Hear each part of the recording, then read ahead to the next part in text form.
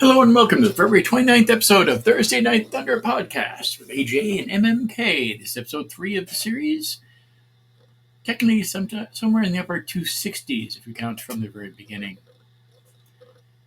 This show is brought to you by 10 Barrel Brewing. The beer is Cloud Mentality. It's an IPA, a hazy IPA at that. Haven't got into it yet, but I'll let you know by the end of the program what's like. Tonight on the most hardcore program on the internet, we'll be talking about the FIA, WEC, the Trans Am Series, NASCAR, as well as discussing whether motorsports news pops into the conversation. This week's guest is Ted Giovanis, fingers crossed, a 77-year-old professional racer, founder of Team TGM, and author of the new memoir, Focus Forward, Life Lessons from Racing. Now, he wasn't able to join us the last time. We did have some technical issues, but we're hoping he's going to be on here tonight. I'm also hoping that Michael is able to connect this evening. So let's see if she is. It says connected with Michael. Don't hear her yet. Let's see.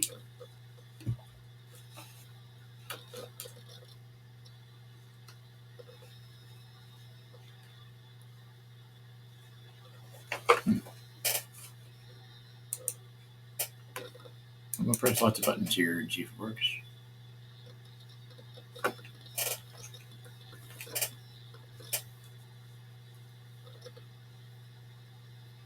And it says Michael's a speaker now, but I still don't see you in the co-host speaker box. Let's see if I hear you. Hello, how you doing this evening?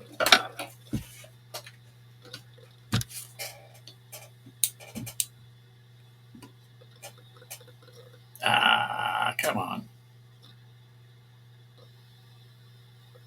Starting to get a little annoying with that, but that's okay. Getting used to it too. Let's press another button here and see if it works. Apparently it's not working, which is weird.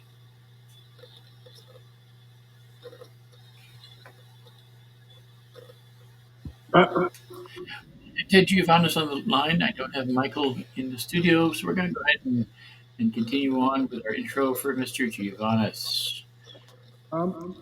Life comes at you fast when you're traveling 180 miles per hour. For Ted Giovanis, it's where you can learn the most valuable lessons. He began his professional career in 2006 at the age of 61. Today, he's the owner of Team TGM and races in the IMSA series. He has competed throughout the United States and Europe, including the 24 Hours of Daytona and the Ferrari Challenge in Monza, Italy in 2020. 2020, he also clinched the International GT Championship, which we did an article about this past week. Check that out on motorsportsnewsandviews.wordpress.com. He is the previous record holder at Nelson Ledges Road Course in Ohio. In Focus Forward, which I'm staring at right here on my desk today, Ted shares the experience he's gained since starting an auto racing career at age 46, a ride of 3 decades still in overdrive. He shows readers how the look of the tools of racing and teamwork within it are applicable to any part of life, whether preparing in the garage, taking practice laps, or revving the engine for the start of the race. Giovannis put readers in the driver's seat to make the most of every day. We're now pleased to welcome him to the program. Hopefully we can hear us, and hopefully we can hear him. How are you doing this evening, sir? I'm doing great. Can you hear me? It says I'm muted.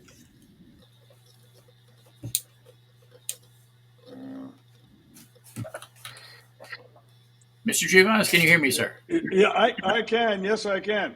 Awesome. I can hear you now, too, so that's great. Let's go ahead and... That's great. Sorry about that.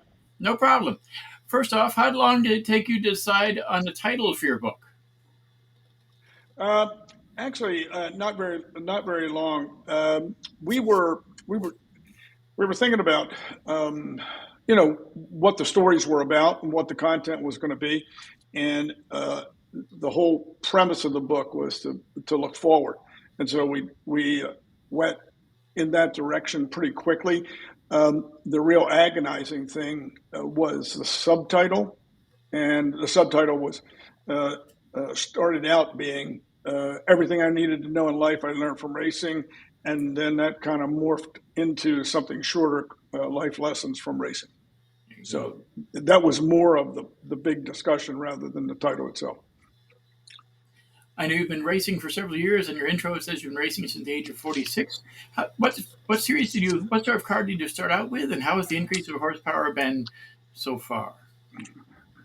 Well, the the car I actually started out in was a BMW 2002. Had about 105 horsepower on a good day. But and So then what I did was I stuck with BMWs for a while, and then gradually moved up. I moved up to a BMW 325, which had a little bit more horsepower, and then I jumped into a BMW 330, which was the lower at the time. It was the lower rung in a series called the Grand American Road Racing Series, which now is IMSA.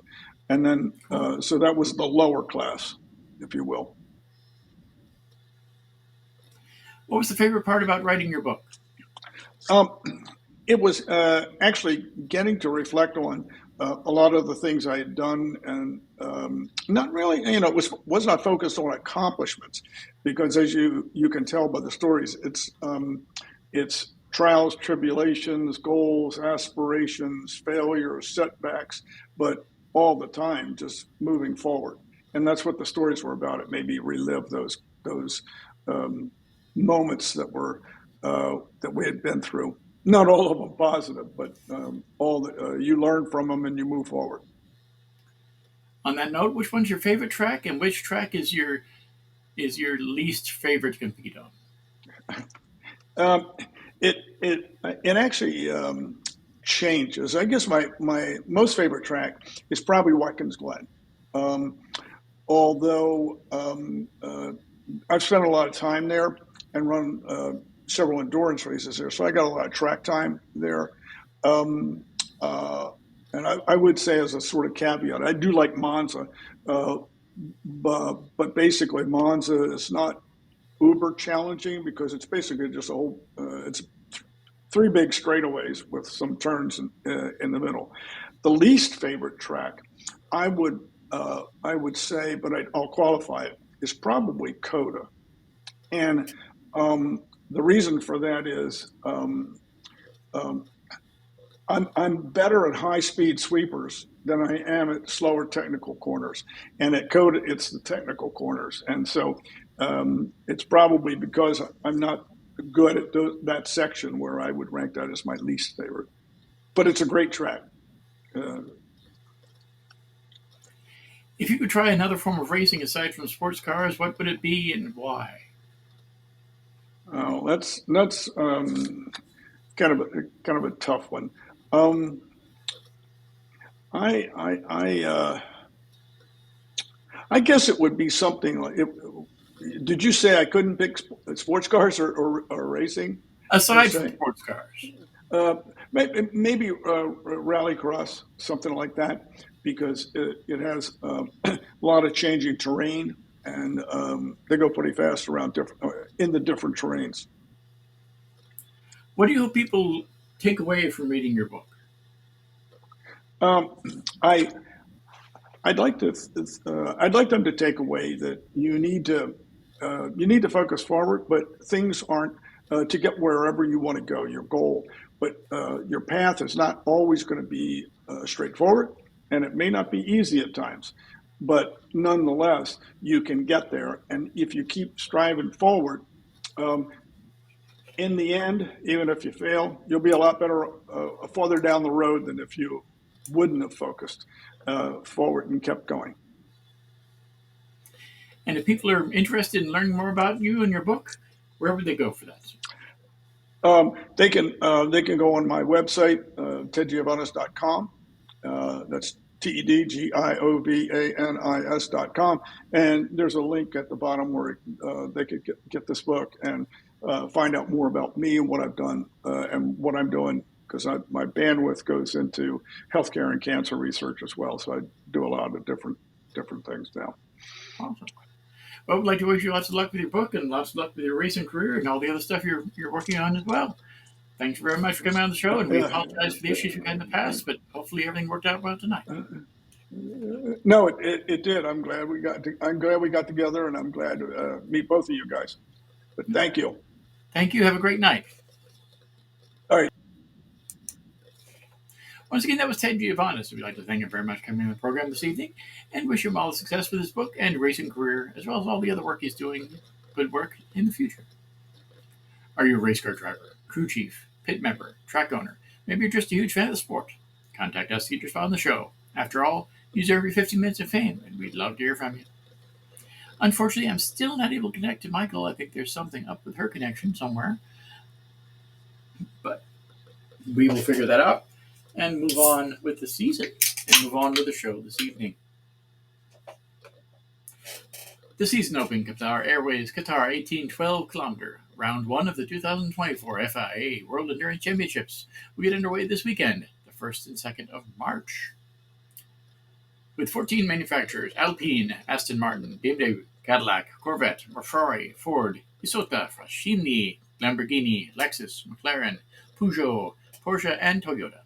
37 cars, 19 hypercars, 18 LMGT3 entries, and a star-studded entry list comprising of 111 drivers from 28 different countries. This year's FIA WEC is set to be the most exciting yet in its 12-year history. During each tour of the 5.4-kilometer circuit, hypercar drivers shift gears 44 times, reaching top speeds in the range of 370 kilometers per hour and traveling with fully open throttle for 45% of the lap. Some of the biggest names in motorsports are competing at this year's WEC event, including 7-time MotoGP World Champion Valentino Rossi, Team WRT in LMGT3, 2009 Formula One World Champion Jenson Button in the Hertz Team Jota hypercar, and Mick Schumacher, the Alpine Endurance Team hypercar. Over the last 48 hours, 4 separate preseason testing sessions have taken place as part of the official prologue at the 5.418-mile Lusail International Circuit in Doha, Qatar. It marked the first time that several of the new hypercars and LMGT3 machines have been on track, other than the private preseason testing.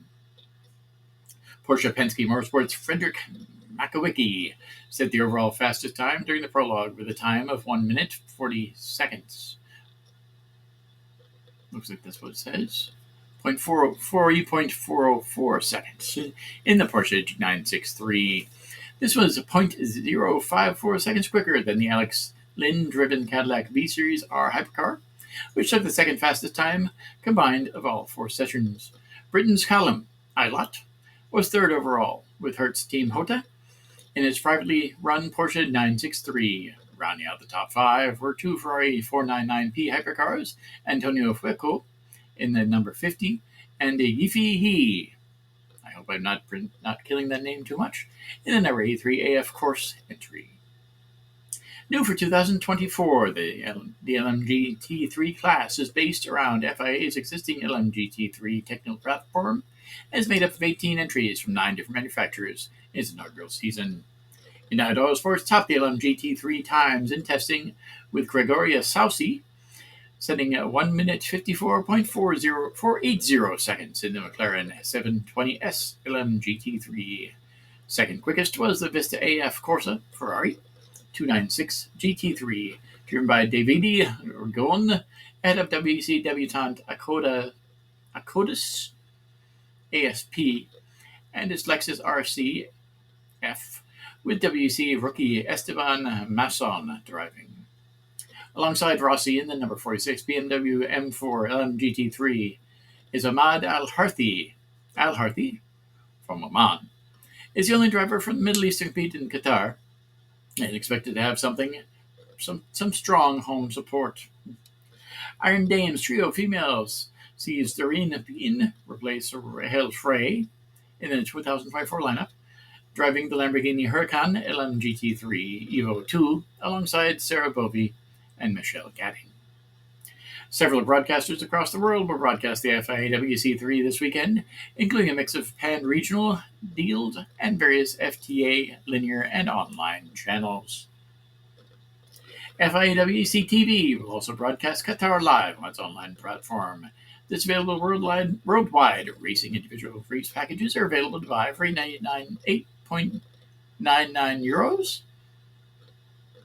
Available on the app will be qualifying race replays and full-length English commentary from experts Anthony Davison, Martin Haven, Graham Goodwin, as well as pit lane reporter Louise Beckett. Action from the Free Practice 3 on Friday, the 1st of March, we'll be able to watch live on the FIA WC YouTube channel. I know they also have coverage of that on Motor Trend TV. I know Motor Trend Plus is going away at the end of next month. I don't know whether the Motor Trend channel will continue or they'll be absorbed into another platform. I think it might be going to Discovery Plus. I don't know if they're going to keep their live motorsports action or not. We'll figure that out. I haven't been informed otherwise. I do generally get some releases from Motor Trend Plus on my email that I go ahead and share with you on motorsportsnewsandviews.wordpress.com. This was an exciting weekend last weekend for Connor Zilic, who was unstoppable in the Trans Am Series presented by Pirelli Cube 3 Architecture. TA2 Series race at Sebring International Raceway, opening up the 2024 season with a win from the pole. Connor Zilic is apparently just that good. Zilic took the green flag from the pole position and led every lap en route to victory, cleanly dominating the 27-lap race. Unfortunately, I wasn't able to get up there this year. I did have credentials. I was planning on being there, but we had some emergency stuff here at the house that I had to take care of, and I just wasn't motivated. It just didn't work out. Hopefully next year, we'll go ahead and head out there for the race in Sebring. If they have it, I'm hoping they do. Looks like a really great event. Zilic's number 7, Silver Hair Racing Chevrolet Camaro, was the class of the field, pacing the competition from start to finish. He managed to open up multi-second advantages over second place through 3 long runs, effortlessly keeping his lead throughout 2 restarts after a full course caution. Behind Zilic, many of the most heated battles were between teammates at Nitro Motorsports, which had 7 fast entries in the event. 7. 5 of which started the race in the top 10. 2-time TA2 champion Rafa Matos in the number 60 Concord American Flagpole Nitro Motorsports Ford Mustang held the runner-up position for most of the 27-lap event, but was challenged by his teammate Tyler Gonzalez in the number 70 Nitro Motorsports Ford Mustang with 7 laps to go. Gonzalez ultimately came home with the second place on the podium, with Matos running at the top 3. Thomas Annunziata in the number 90 Nitro Motorsports Ford Mustang finished 4th, working his way up from a 7th place start, followed by 2023 Rookie of the Year Austin Green in the number 89 Three-Dimensional Series Group Ford Mustang. I believe I did a little bit about Austin Green recently as well. Be sure to check that out. motorsportsnewsandviews.wordpress.com.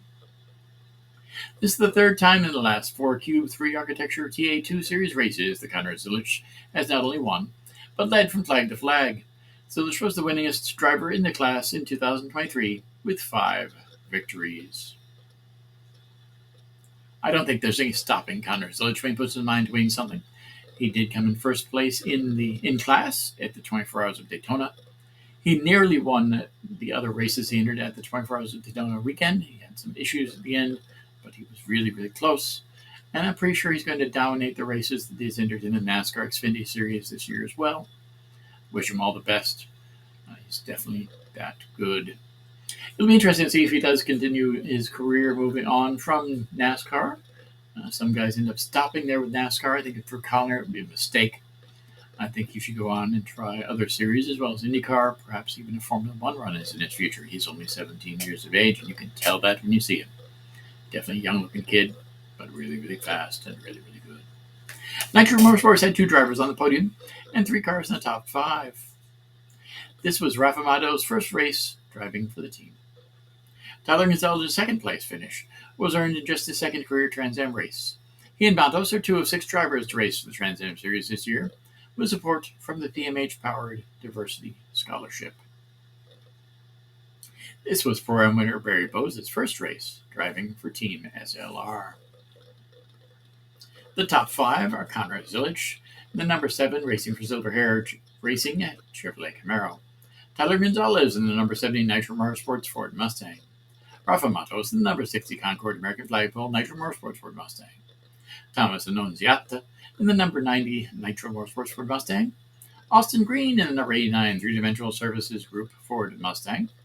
Thomas Merrill in the number 26 HP Tuners, Copa Racing Cars, Ford Mustang.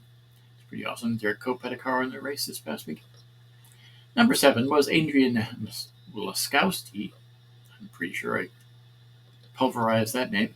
In the number 3 CMI, Spot On Service Ford Mustang. Number 9, Ben Meyer Jr. in the number 80 Nitro Motorsports Ford Mustang. Number 9, Boris Said Jr. in the number 75 Silver Hair Racing Chevrolet Camaro. And rounding out the top 10, Caleb Bacon in the number 18 CB Motorsports Chevy Camaro. In the Pro-Am podium, the first place finisher was Barry Bowes in the number 27 Team SLR M1 Race Cars Ford Mustang. Second place was Robert Sabato in the number 61 Six Gear Racing Ford Mustang. And third place was Keith Prosiak in the number 9 HP Tuners Cope Race Cars Ford Mustang. Pretty awesome to have 2 Derek Cope Motorsports cars, both of them on the podium. The Cube 3 Architecture TA2 Series next hit the track at the Mission Foods Road Atlanta Speed Tour, March 21st through the 24th. Tickets can currently be purchased at speedtour.net. Again, it would have been awesome to see how many cars had showed up there for the race in Sebring. I know it was a very well-attended race, at least competitor-wise. I don't know how many people showed up for it in person. Again, I wasn't able to see it. I had a lot of stuff going on this past weekend. But we'll see how it goes in the future.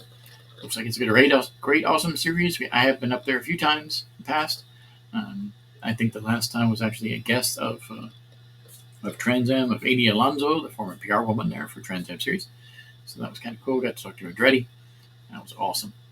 So we'll see how that goes in the future. Hopefully, I'd like to see them in Homestead again. I don't think it's going to happen. I'd love to see them in Homestead again. 2 races into the 2024 NASCAR Cup Series season, and 2-time series champion Kyle Busch is back on top of the driver's point standings for the first time since joining Richard Childress Racing. Busch holds a scant 1-point lead over Hendrick Motorsports driver William Byron in second, and Team Penske's Austin Cindric, after opening the season with 12th place finish at Daytona and a 3rd place result last weekend in Atlanta.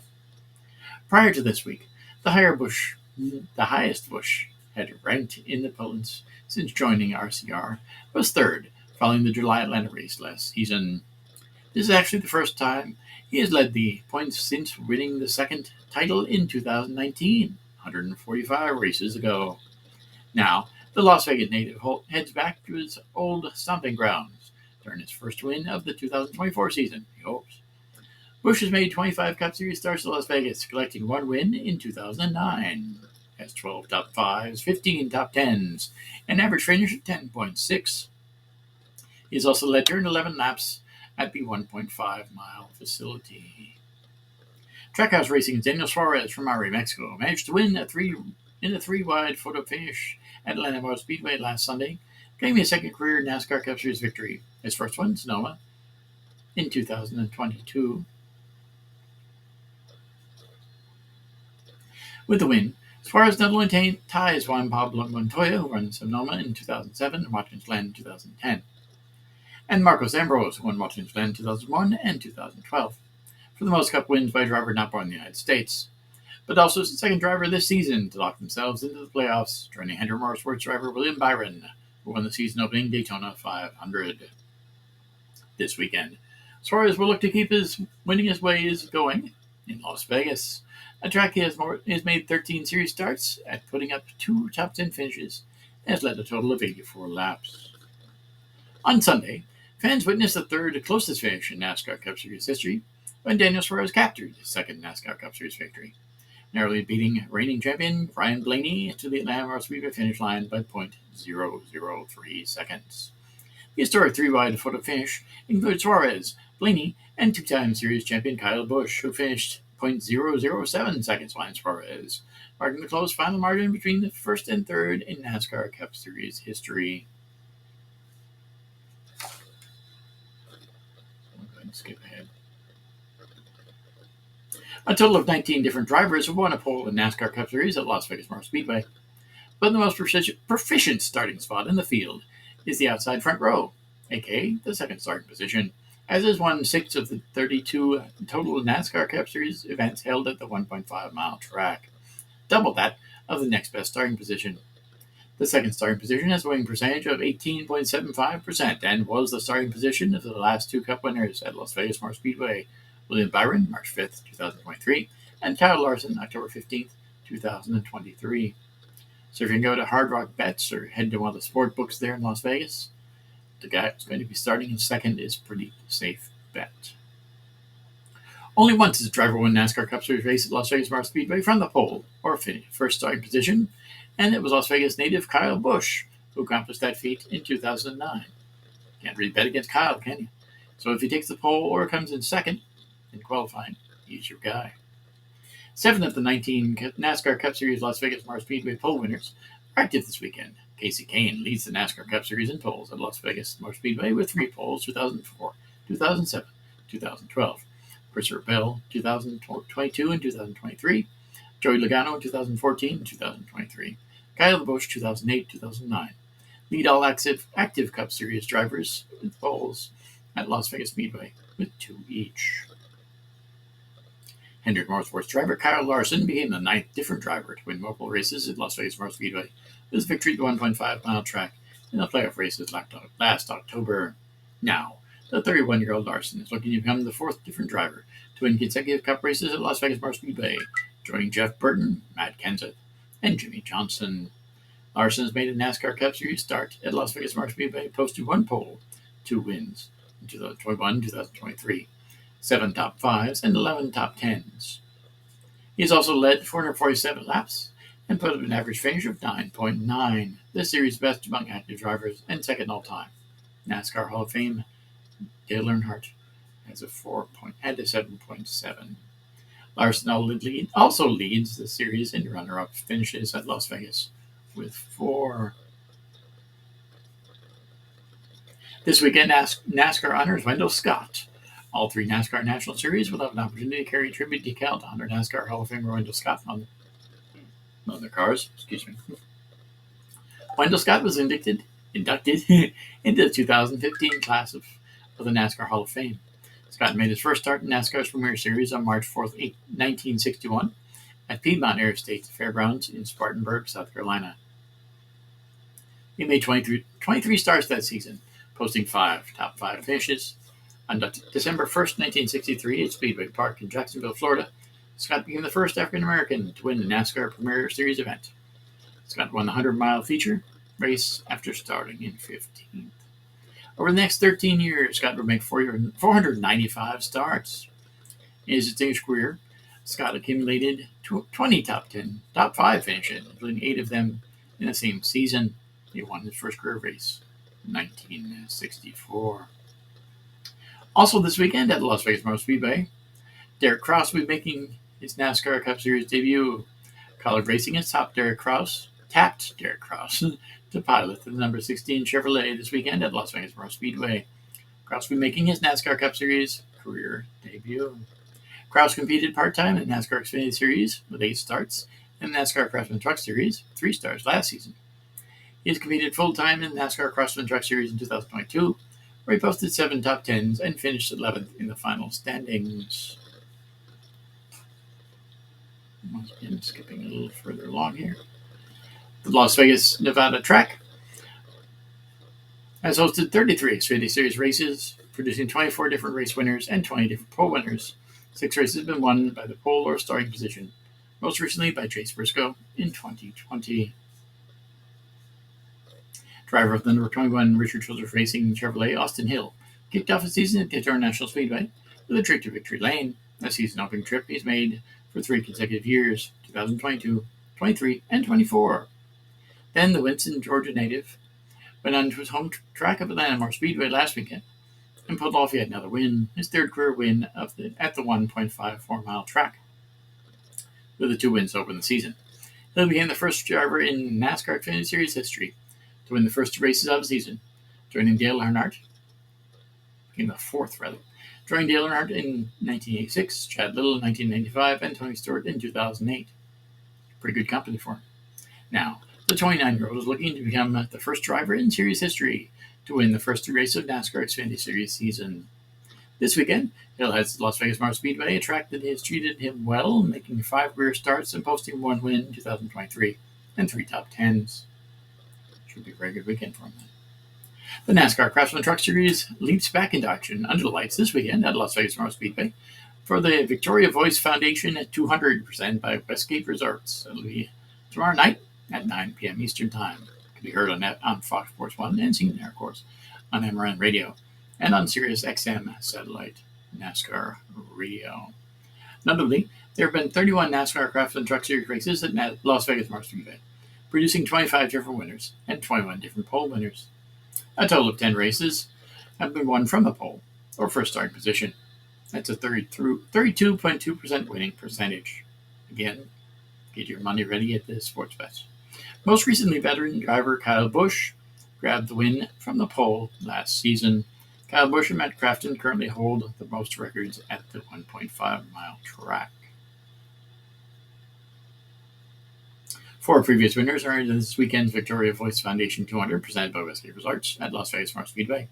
And all 4 are looking to double down under the neon lights of Sin City. Those 4 are Kyle Busch, Kristen X, former guest on this program, Grant Enfinger, another former guest on the program, and Ben Rhodes.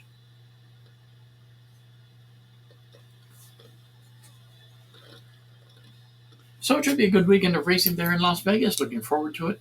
Might even get to watch a little bit of it. Planning on it anyway. Hopefully this weekend's a lot quieter than last weekend. Again, I had a really, really hectic week. But everything seems to be going better a little bit now, aside from the fact that we're still having some connection issues with the show, but at least our guest, Ted Giovanis, was able to connect with us this evening, and that's pretty awesome. So let's go ahead and be happy with that.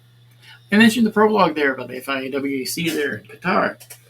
For those of you who aren't aware, and for those of you who are, of course, the prologue was moved from Sebring, where it was held the past few years, to Qatar. That's interesting. It's a great facility there in Qatar, in Doha. Never been there, but it looks really good on TV. It looks really good in the pictures they've been sending. However, what you have to worry about there in Doha right now, especially, is the fact that there's a lot of terrorist activity there in that part of the world. The Red Sea has been restricted severely. The Suez Canal there in Egypt going to the Mediterranean has been restricted to the point where it's not even worth going through right now, apparently. So they had some issues shipping cars to Doha, Qatar. Some of those cars were held in Saudi Arabia for several days for inspection, similar to what they did in China for the Grand Prix a few years ago. So they need to work on that if they're going to end up having the prologue there back in Doha next year. I think they might move it because I think that the terrorism situation there is definitely not going to improve. It might improve drastically, of course, but I think the long-term prospects aren't very good. So we'll see how that goes in the future. I don't think they'll move it back here to Sebring at all, but they'll definitely need to look for other places in the world to hold their prologue. It will be a great year this year for the FIWC. I know they're coming to the United States. They'll be in the Circuit of the Americas. Dakota there, as our guest Ted Giovanis mentioned, was not one of his most favorite tracks. I've heard a lot of talk about the Circuit of the Americas as a purpose-built track for Formula One. The fact that there's not a lot of parking there, the fact it's difficult to get to, but it would still be cool to see it at one point. I know that NASCAR has had some interest in racing there in the past. IndyCar has raced there in the past. Pretty much everybody's raced there at least once. So it's a great track, but it'll be interesting to see how many people show up for the FIWC. Because the last time they had a race there, they didn't do very well at all. The weather was bad, and it just was a poor showing for the FIWC event overall. Hopefully, it's better. It is a great series of racers. It's a great series of cars. So I kind of missed them coming here to Sebring. Although the past 2 times I've seen them, I wasn't in the best of health, but I was trying to make it through there, and it was cool to see them. So it's just it's spring in Florida, allergies and all that happy stuff. But hopefully I feel better this year. We are going to the Sebring 12-hour event in a few weeks. I'm planning on it anyway. That will be one of the last events that I go to this year on the schedule anyway. So it should be cool. It should be really cool. And we'll see how long we stay, because they do have a busy weekend that weekend as well. It will be St. Patrick's Day weekend, which will be cool, and they do have some vacation going on there, which I'll be talking about a little more in this program as well. As of right now, we're going to be having a show. We might have a show next week. I know Michael won't be able to join us, unfortunately, because she is having some stuff going on up there in the Greater Washington. But we'll see how that goes. Planning on having a show if we ever get a guest. So if you're interested in coming on the show, please contact us. The easiest way to do that right now, of course, is go to Thursday Night Thunder podcast.podbean.com. I've got a little link set up there on the page. Let's go ahead and click that. You'll send an email right to me. What a great way of doing it. So you can also go to Facebook. Check out the page on Facebook, Thursday Night Thunder. That's easiest way to get that. Facebook.com/SD Thursday Night Thunder. Been doing a little bit of more articles for motorsports news and views as well. Be sure to check that out. That's motorsports news and views.wordpress.com. I have a lot of great opportunities coming through with that, which is cool. I've been doing more NASCAR articles, which I've restricted on for the past decade. So some of them are really, really awesome. I did a piece about the Austin Dillon making an appearance at the Hooters there near Atlanta Motor Speedway. Got a lot of support from Hooters corporate, and that's cool. So again, I'd like to thank Hooters for their support of myself and my page, and for retweeting it and everything else. Hootie, the Hooters mascot, actually thought it was a cool story as well, so that's always neat. I'd also like to thank Wolverine Boots. Wolverine sent me a pair of boots here for the Red Bull Scramble Series. I'll be doing a little bit of an article about them as well. But they are pretty awesome looking boots. If you haven't seen them already, check out Motorsports News and Views.wordpress.com. Scroll a little bit down on the page, you'll see a great picture of those boots. They're awesome. They're comfortable. They're pretty neat looking things, and I thank them very much for sending to me. So, again, tonight's episode was brought to us by 10 Barrels Brewing and their new hazy IPA, Cloud Mentality.